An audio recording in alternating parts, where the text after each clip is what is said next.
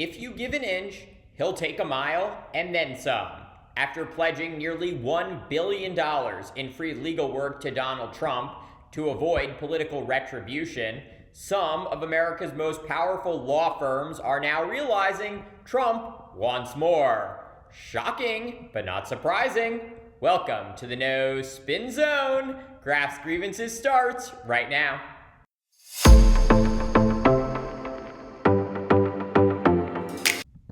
It's a lesson most of us learned in elementary school. If you don't stand up to a bully, they'll keep bullying you. Which makes it all the more astonishing to see some of America's most elite law firms cutting deals with President Donald Trump in an attempt to avoid punishment. In less than 90 days since beginning his second term, Trump has signed a slew of executive orders targeting at least 14 law firms, accusing them of representing, aiding, or employing individuals he considers enemies.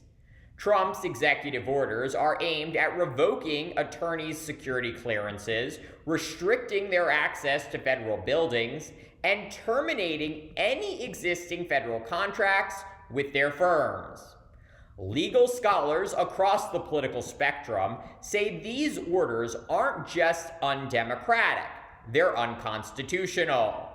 That's because no president has the legal authority to retaliate against firms or individuals as a form of personal vengeance. And yet, despite the overwhelming legal consensus, 9 of the 14 law firms targeted by Trump have chosen not to challenge him in court, but instead to submit. And calling it a deal is being very generous. What they've really done is kowtowed, pledging nearly $1 billion in free legal services to Trump and his administration. Axios published a list showing how much each firm has agreed to provide in pro bono work. Let's be clear, these aren't minor league firms.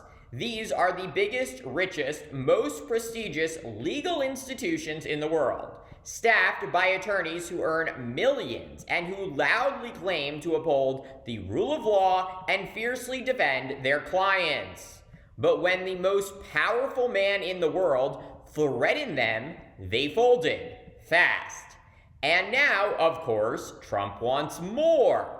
According to the New York Times, in just the past week, Trump has floated the idea that these firms should help negotiate trade deals for free. He's mused about enlisting them to assist with reviving the coal industry.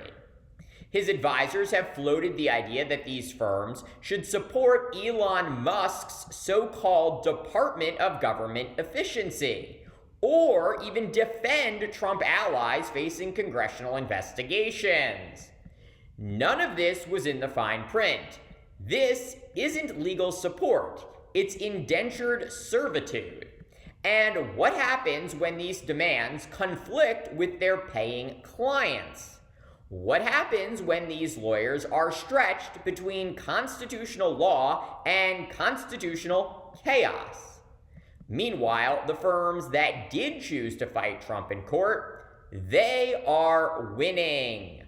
On Tuesday, April 15th, a federal judge blocked Trump's attempt to punish Sussman Godfrey, calling his executive order a, quote, shocking abuse of power.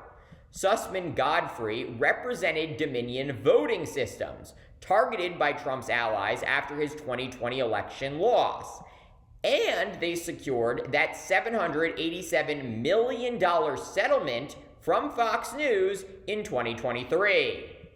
Back in March, 2 federal judges appointed by George W. Bush also blocked executive orders aimed at Jenner and Block and Wilmer Hale. Trump went after them for past involvement in the Mueller investigation into Russian election interference.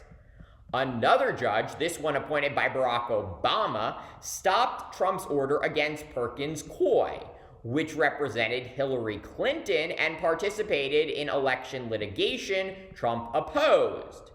In every case where a firm fought back, they won. Why?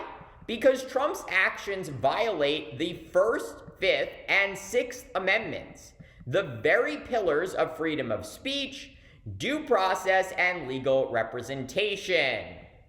But Trump's goal isn't just revenge, it's intimidation. These executive orders are designed to send a message. If you oppose him, you'll pay. That's why it's encouraging to see that young associates at the firms that surrendered are speaking out, internally and publicly. They're calling their leaders out for betraying their values, the law, and the future of their profession. Will this affect recruitment? Time will tell. But standing up to Trump isn't without cost. No one is pretending it is. Still, it's the duty of those who have benefited most from American freedoms, top-tier firms, elite institutions, powerful individuals, to defend these freedoms when they're under attack. And that's why it's so important to see Harvard University now refusing to comply with Trump's unconstitutional demands, even after he froze $2 billion in federal funding. Harvard is choosing integrity over capitulation. That is the courage this democracy needs if it's going to survive Donald Trump. Trump's campaign of retribution against law firms isn't just unethical. It's a direct challenge to the foundations of American democracy. The firms that choose to appease him have found that surrender only invites more demands, while those who stood up have found that the courts and the Constitution are on their side. This isn't just a legal battle, it's a moral one. And the stakes are nothing less than whether power in America will be checked by law or corrupted by fear. Thank you for watching Graf's Grievances. Let me know what you think. Please like, subscribe, share, and join me tomorrow for more.